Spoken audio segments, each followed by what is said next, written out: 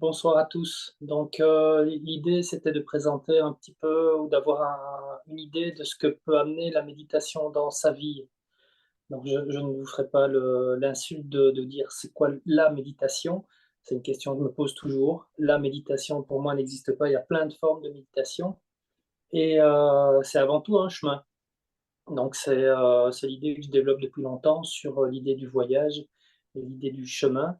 Alors dans l'idée de ce que peut amener la méditation, là je vais me mordre la langue tout de suite, sur ce que je viens de dire où je dis: «La méditation n'existe pas» et j'utilise le mot méditation. Heu, la pratique, peut amener plusieurs choses et il y a plusieurs démarches et premiers pas pour la pratique. Les premiers pas qui arrivent maintenant, qu'on voit depuis quelques années, c'est un besoin de bien-être. Bien-être qui peut être lié au stress, la réaction au stress et depuis 3 ans avec, les pandémies qu'on a connues. Bon, il y a les guerres, il y a heu, les médias qui sont hyper stressants et la vie qui est toujours plus stressante. On va pas parler de trépidante parce qu'elle est vraiment stressante. Et donc là, une pratique de méditation peut être, et j'aurais du mal à dire l'inverse, peut être plus que utile. J'aurais du mal à dire l'inverse parce que moi j'ai l'impression, je pourrais dire que la méditation a sauvé ma vie, mais on reviendra là-dessus. Si on revient simplement au stress et au bien-être, dans les bouquins, il y a plein de bouquins qui parlent de ça. On peut voir les bienfaits avec une amélioration de la qualité du sommeil, avec diminution de la tension artérielle, une meilleure cohérence cardiaque, la digestion s'améliore, on peut avoir une meilleure stabilité émotionnelle, il y a une meilleure concentration qui arrive, il y a plus de calme. C'est ce qui arrive principalement dans, ce qu'on appelle mindfulness et pleine conscience.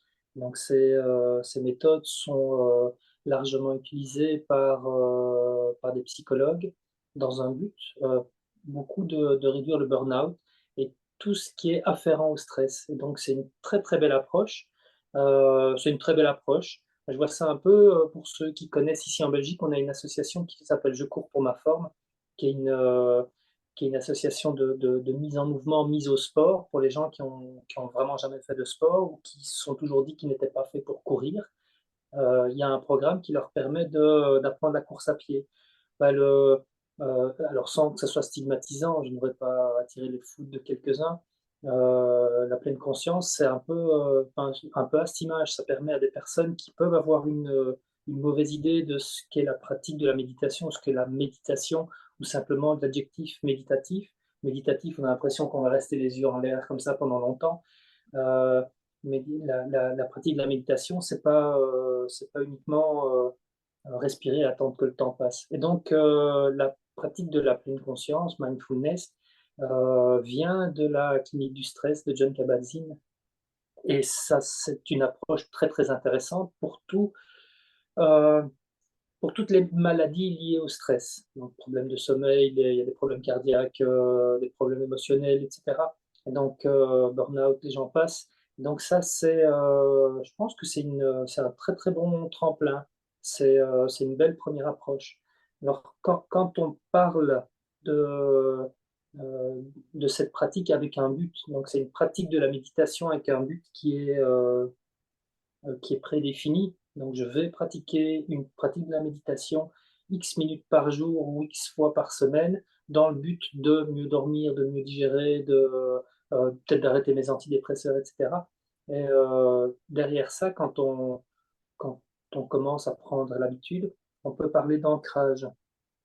Parfois, on entend parler d'ancrage. Alors c'est un terme que je trouve très bien, mais avec la pratique, on peut se rendre compte que l'ancrage n'est pas un enracinement ou que l'enracinement n'est pas quelque chose de totalement figé, parce que je pense que, comme je disais tout à l'heure, l'arbre voudrait du calme, il y a toujours du vent. Donc la vie nous amène toujours, chaque fois qu'on est calme, ben, il y a toujours quelque chose qui vient nous hop, qui vient nous pousser d'un côté ou de l'autre. L'idée d'ancrage, l'idée d'enracinement, pour moi, c'est quelque chose qui doit être très mobile. C'est un peu, quand on est dans une tempête, c'est pouvoir retrouver l'œil du cyclone.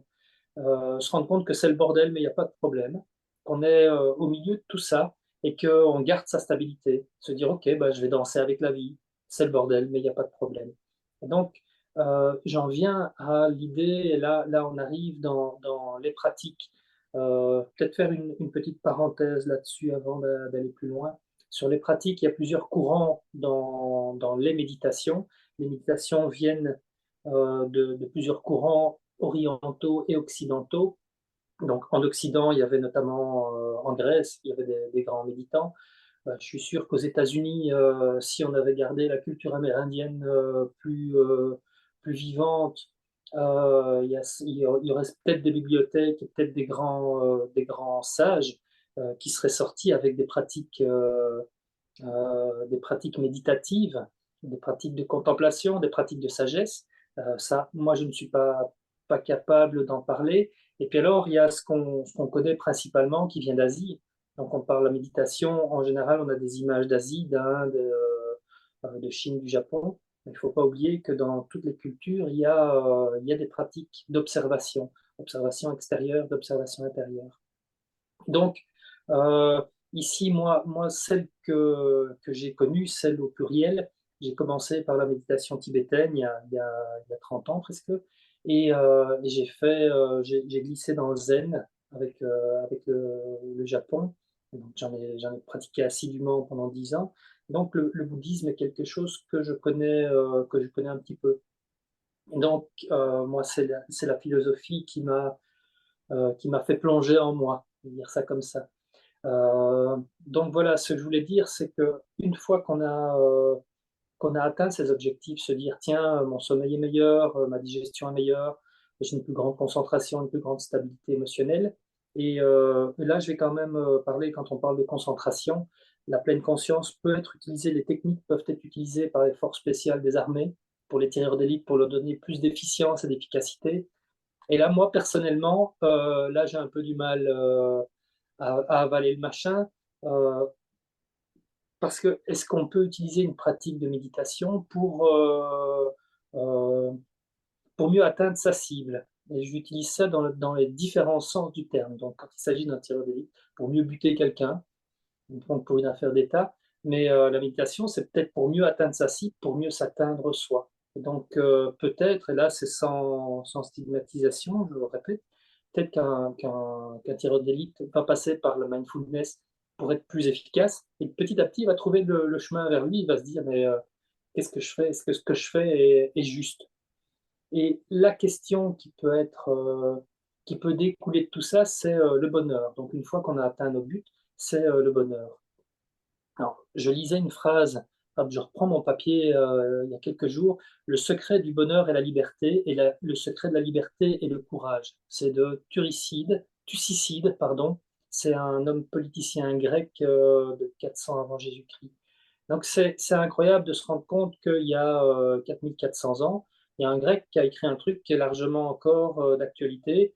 C'est on cherche tous le bonheur. En tout cas nous ici il y a plein de bouquins qui parlent de atteindre le bonheur. Mais c'est quoi le bonheur? Donc et c'est pas à l'extérieur. C'est pas en ayant uniquement une grande carte de crédit qu'on est heureux. Et je pense que parfois, c'est le dépouillement, et pas un dépouillement matériel, c'est aller voir à l'intérieur qui rend heureux. Et le secret du bonheur, c'est la liberté. Donc là, cette phrase, elle me plaît bien parce que là, on rejoint les grandes pensées du bouddhisme. C'est la liberté. On pourrait dire, mais moi, j'ai envie d'être libre. C'est-à-dire, souvent, on l'entend, tout de moi, je l'entends comme je peux me défaire de toutes mes attaches. Alors, c'est intéressant, mais on est quand même des animaux où on ne peut pas être défait des attaches parce qu'on est totalement interreliés. Et c'est des thèmes qui sont liés largement au bouddhisme sur l'interrelation. Donc, se rendre compte que la liberté, elle n'a de sens que si on prend en considération l'interrelation qu'on a avec les autres et forcément avec soi. Donc la liberté, on va la trouver à l'intérieur et c'est les autres qui vont nous apporter aussi la liberté. Et c'est la posture entre l'un et l'autre qu'on va chercher qui va nous apporter cette liberté. Et le secret de la liberté, c'est le courage. Et ça, j'aime beaucoup parce que parce que le courage, c'est oser plonger en soi et se regarder dans un miroir. Et la méditation alors, j'utilise le mot, la méditation, alors, c'est le pire des sports de combat que je connaisse. J'ai fait, de l'aïkido pendant de nombreuses années. Heu, Quand on se retrouve face à quelqu'un, on sait, si on va se faire péter la gueule ou si on va péter la gueule avec cette personne. Quand on est face à soi, le pire adversaire qu'on ait, c'est soi-même. Et c'est là que ça devient intéressant parce que c'est avoir le courage de se regarder, pas essayer de regarder, ce qui ne va pas ou pas essayer de regarder ce qui va bien. Et d'une personne à l'autre, c'est toujours plus facile de regarder, ce qui ne va pas, ou une personne aura plus difficile de regarder, ce qui va justement. Se dire: «Bah tiens, je suis pas si mal». Et il y a des jugements qui vont toujours dans certains sens, ou bien à d'autres moments se dire: «Bah non, je suis pas totalement comme ça, là tu exagères». Et donc c'est là les 2, le courage d'aller voir au fond de soi et le courage d'être confronté au monde qui nous ramène vers le bonheur. Et alors, une phrase que j'ai trouvée dans un livre, c'est une phrase de David Lynch qui dit: «Le fait est que la méditation vous aide à devenir de plus en plus vous-même». Et donc, je trouvais ça intéressant de lier ces 2 phrases-là, de Thucydide, il y a 2400 ans et de David Lynch, il y a pas si longtemps que ça, et le courage. Et ça je pense que dans une pratique, dans un chemin, et alors on peut parler de développement personnel, mais la vie, c'est du développement personnel, même si on se fout la paix, qu'on ne fait pas du yoga, qu'on ne fait pas de la méditation, qu'on ne fait pas de je sais pas quoi, des stages. La vie va de toute façon nous obliger à nous développer. La vie est un super stage de développement personnel parce qu'on est confronté à soi et aux autres. Alors pour amener un petit peu cette idée de courage, et là, je regarde mes notes, pour pas raconter trop de bêtises non plus, pour rester dans un certain cadre. On arrive sur certaines, pensées, du bouddhisme, et une des pensées, c'est les 3 caractéristiques de l'existence. Donc la première caractéristique, c'est l'absence de soi individuel, c'est-à-dire la compréhension de l'interdépendance. On ne peut pas vivre sans les autres. Déjà là, même si, l'un de nous dit: «Bon, moi, si, je peux me débrouiller tout seul», bah, on prend conscience alors, les vêtements qu'on a, ça vient d'où? Qui a fait ça? La nourriture qu'on a, ça vient d'où? Qui a fait ça? On a de l'électricité qui nous permet là d'être devant un écran, bah, c'est grâce à tout le monde autour de nous qu'on est ce qu'on est, et qu'on peut faire ce qu'on fait. Et donc c'est prendre conscience que, bah, l'idée, parce que j'ai vu ça tout à l'heure en remontant en voiture, quelqu'un qui jette un mégot de cigarette par sa voiture, est-ce qu'il fait ça dans son salon?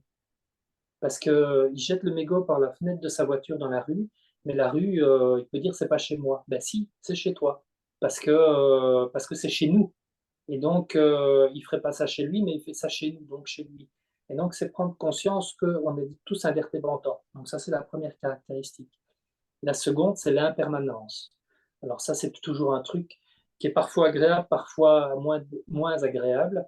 Alors le côté moins agréable de l'impermanence, c'est qu'on sait qu'on vit et on sait que ça va pas durer, et que c'est la même chose pour tout notre entourage.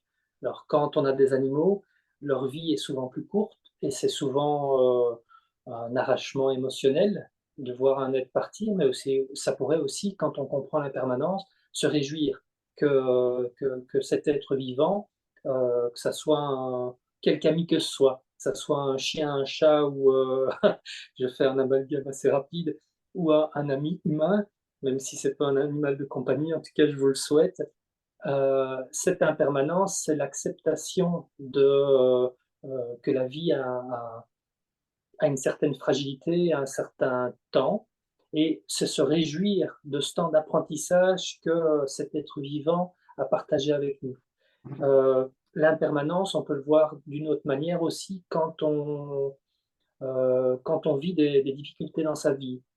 C'est se dire, «C'est le bordel, mais il y a pas de problème». Comme je disais tout à l'heure, se dire: «Bah, il y a un orage qui passe». Bah, OK, mais de toute façon, après l'orage, il y a le beau temps, on le sait. Et donc, à un moment donné, ça va passer. Et cette impermanence, cette idée d'impermanence, elle est sous-jacente dans plein d'actions de notre vie. Et puis alors, la troisième caractéristique de l'existence, c'est l'existence de la souffrance. Alors ça, c'est quand même le gros point et c'est la chose difficile, c'est que, je ne vais parler que pour la vie humaine forcément. Dans la vie humaine, on sait qu'il y aura de la douleur, qu'elle soit physique, qu'elle soit émotionnelle, mentale. Ça fait partie de notre chemin, c'est un chemin d'apprentissage. Alors dans dans cette prise de conscience de la douleur ou de la souffrance, alors il y a une différence entre douleur, c'est quand on accepte les choses, la souffrance, c'est parfois quand on se mange les choses et qu'on s'accroche un petit peu. Dans cette existence de la souffrance, mais ça fait partie de la pensée du bouddhisme, on appelle ça les quatre nobles vérités. Et les quatre nobles vérités, c'est la pensée du Bouddha qui disait euh, que la souffrance existe et que toute vie implique de la souffrance. Donc nous simplement, et même on pourrait se dire, je vis ma vie sans imposer de la souffrance. On pourrait dire, je suis végétarien et je n'implique aucune souffrance animale. Se balader sur la pelouse, se balader en forêt, est-ce qu'on n'applique pas de la souffrance d'autres êtres vivants en marchant sur des insectes? Dans certains courants, notamment en Inde, le jaïnisme prend ça très très fort en considération, que toute vie va impliquer de la souffrance. Il faut juste le voir et l'accepter. Donc la seconde vérité, c'est l'origine de la souffrance. Et donc l'origine de la souffrance, ça peut être nos désirs, ça peut être nos attachements. Donc on se rend compte qu'on a un désir, on en veut un autre, on en veut un autre, et puis alors ça peut être lié à notre mental, et le mental est insatiable. C'est quand un désir a été comblé, il y en a déjà un ou plusieurs autres qui sont derrière. Quand on prend conscience de ça, déjà, ça peut peut-être calmer les choses. Et puis alors l'attachement, c'est la même chose, comme je parlais avec l'impermanence. Pour les objets, on peut être attaché à des objets. Parfois, on projette certains,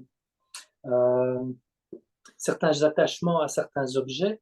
Et j'ai un exemple comme ça qui me vient il y a quelques années. J'ai une patiente s'est fait voler ses bijoux. C'est des bijoux qui appartenaient à sa mère et sa grand-mère. Et il y a un cambrioleur qui est venu et qui a tout pris. Donc les premiers jours après, elle était mais effondrée. Et je lui ai demandé si c'était par rapport à la valeur des bijoux. Et donc, elle me dit: «Non, non, non, c'est pas par rapport à la valeur, c'est pour ce que ça représente». Et je dis: «Ben oui, mais est-ce que le souvenir était dans votre boîte à bijoux?» Et donc elle disait: «Oui». Et puis quelques mois après, elle revient avec un grand sourire, elle dit: «Mais en fait, le voleur m'a fait un super cadeau». Et je dis: «Ah bon, c'est quoi?» Et elle me dit: «Mais en fait, il a volé les bijoux, mais je me rends compte qu'il y a un truc qui ne volera jamais, c'est le souvenir que j'en ai». Et donc voilà, ça c'est, la compréhension de l'attachement et la libération de l'attachement. La quatrième vérité, c'est la cessation de la souffrance. Donc c'est justement par là, et là l'exemple que je donne, c'est la bascule entre ces deux-là, c'est se rendre compte que la souffrance est là et qu'il est possible de s'en détacher ou de s'en guérir. J'ai parlé de ça comme ça. Et puis alors la quatrième, c'est le chemin qui mène à la fin de la souffrance. Donc ça, le chemin qui mène à la fin de la souffrance, c'est quand même un gros morceau. C'est le bordel d'une vie. Je pense de plusieurs, ouais, je dirais de plusieurs. Donc, c'est déjà se rendre compte de ces quatre-là, c'est énorme parce que c'est un chemin de vie. Alors, euh, hop, je ferme les yeux et j'essaie de retrouver le fil de ma pensée parce qu'on peut aller dans tous les sens. Donc, on est parti de l'envie de diminuer le stress, se dire j'aimerais bien aller mieux. Et puis derrière, ça aller mieux, c'est une histoire de lasagne, c'est comme des couches, hein. Derrière, tu tiens, je vais mieux, j'aimerais bien être heureux. Ah ben, on va chercher à être heureux. Parfois, on va chercher avec ses désirs et se rendre compte que ça ne répond pas à ça. Et puis pour aller bien, il va falloir aller chercher, tiens, qu'est-ce que j'ai au fond de moi? Pour aller chercher au fond de soi, on va essayer peut-être de se rendre libre d'une société, d'un patron, pourquoi pas, ou d'une famille, peu importe. Et puis on se rend compte que, en fait, c'est pas que ça, qu'il y a un courage, et le courage, c'est le courage d'être. Et donc on arrive à la phrase de David Lynch qui dit que c'est méditer. C'est le chemin qui nous amène de plus en plus à pouvoir aller à la rencontre de nous-mêmes. Donc c'est être. Et c'est la différence, si je parle des désirs et de la méditation, c'est la différence entre être et avoir. Donc on est dans une société principalement de l'avoir et du par-être. Et méditer, avoir une pratique de retour à soi, c'est une invitation à être dans sa plus grande lumière. Mais pour être dans sa plus grande lumière, ben, ça va pas être fort facile toujours parce qu'on va se confronter à soi. On va se rendre compte que, ben, on peut avoir, des jugements, on peut avoir de la colère, on peut être jaloux, on peut avoir de l'orgueil et c'est reconnaître tout ça, ne pas les refuser, ne pas les mettre en dessous du tapis en disant: «Mais ça, je mettrai ça plus tard». C'est juste les voir, les accepter à un certain niveau et puis, se donner le courage aussi de pouvoir de temps en temps aller ouvrir la boîte orgueil. Hop, on va ouvrir la boîte orgueil et on va se regarder, on va se dire: «Oh merde» et ça permet hem, ça permet de le travailler, de diluer petit à petit, cet aspect orgueil. C'est, c'est ce que dans le bouddhisme appelle, les poisons.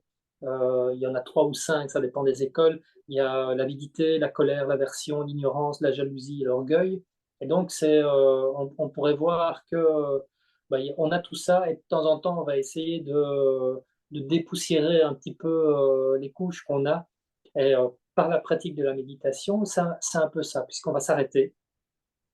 On va s'arrêter un certain temps, ou des certains temps, parce que ça peut prendre du temps. Là, il faut se libérer, me semble-t-il. Là, il y a une injonction, c'est le «il faut», se libérer de l'aspect temporel. Se dire: «Je ne vais pas faire de la méditation pour, dans 1 an ou 2 atteindre l'éveil». Ça, c'est aussi un sujet on pourra parler plus tard. L'éveil, ça c'est un gros morceau, mais c'est de se dire: «OK, je commence à pratiquer la méditation, d'abord dans un premier but et puis après je m'y retrouve et puis on se fait avaler par un mouvement et ça devient plus qu'une habitude, ça devient une nécessité». De se dire de temps en temps: «Tiens, je reviens à moi». C'est, pour ceux qui connaissent Luis Sansa, qui est un chaman, sud-américain. Il a écrit un bouquin qui s'appelle La Voix du sentir et que je trouve très, très juste par rapport aux pratiques de méditation, parce que c'est revenir au sentir. C'est pouvoir sentir comment notre corps fonctionne, physiquement. Tiens, là, c'est coincé, là, je suis un peu bloqué de la hanche ou de l'épaule. Reconnaître l'origine de la chose et pouvoir lâcher tout à fait, petit à petit, la tension, mais aussi la possibilité d'aller sentir à l'intérieur de soi. Se dire: «Tiens, comment je me sens? Comment je me sens? Je me sens en colère, OK, beh, c'est bien, de temps en temps, il y a des orages et c'est OK de se sentir en colère. Je me sens triste, ouais, OK, je me sens triste, ça va passer». Ça, c'est l'impermanence, c'est que ça va passer. Donc que peut apporter la méditation dans la vie? Heu, Bah, je pense qu'on peut résumer la chose par la phrase de David Lynch. C'est un chemin qui permet de plus en plus, qui nous amène de plus en plus à nous-mêmes et c'est une recherche vers qui on est. C'est un peu la recherche dans laquelle je suis depuis des années, je suis, mais c'est qui je et c'est quoi je suis? C'est un grand principe. Qui je suis derrière le masque, professionnel? Est-ce que je suis uniquement la personne que je représente professionnellement? Est-ce que je suis uniquement le mari? Est-ce que je suis uniquement le papa? Est-ce que je suis uniquement le masque qu'on va porter socialement? Et puis derrière tous ces masques, qui je suis? Ça c'est quand même un gros, gros morceau. Et ouais, c'est le morceau que j'apprécie le plus parce que c'est un chemin intérieur. Donc si je fais un tout petit peu de prosélytisme, un peu de pub pour le bouquin que j'ai écrit sur, l'errance et le voyage, bah, c'est ça, c'est l'errance, le voyage, réflexion à l'usage du voyageur intérieur. Bah, c'est se permettre d'errer. Parfois, on se rend compte qu'on s'est perdu. On s'est perdu en faisant une activité, on s'est perdu dans un shopping avec sa carte de crédit et puis bam, il y a des euros et des dollars qui sont partis, on n'a rien vu. Se dire: «Oh merde», mais et ça sert à rien, il y a une garde-robe ou il y a une armoire qui a été remplie, on se dit: «Mais c'était inutile». Eh ben, non, c'était utile puisqu'on s'est rendu compte que c'était inutile. Donc dès qu'on se rend compte que ce n'était pas utile, ça l'a été et c'est ça qui est intéressant et la pratique de la méditation, c'est justement reprendre conscience et quand je parlais tout à l'heure d'ignorance, Et l'éveil ou les éveils, c'est dans ce sens-là, c'est prendre conscience ou s'éveiller à une réalité qui est un petit peu plus large que celle qu'on croit voir. Donc voilà, c'est s'éveiller à une réalité qui est un peu plus large que ce qu'on croit voir, en prenant en considération d'autres regards et en prenant en considération tout ce qui nous entoure. Donc, je peux finir par ouais, une troisième fois par la phrase de David Lynch: le fait est que la méditation vous aide à devenir de plus en plus vous-même. Je pense que peut apporter la méditation dans sa vie, et qu'est-ce que je peux souhaiter dans votre vie, que ce soit par la méditation ou n'importe quoi, c'est d'être de plus en plus vous-même et pouvoir dire je suis, pas dire je suis avec un adjectif, non, je suis, et pouvoir avoir la posture qui va avec. C'est pas une posture de fierté, c'est juste une posture de dignité, dignité humaine, où on se poste dans sa belle verticalité, dans sa lumière. Et je vous souhaite un très bon chemin vers vous.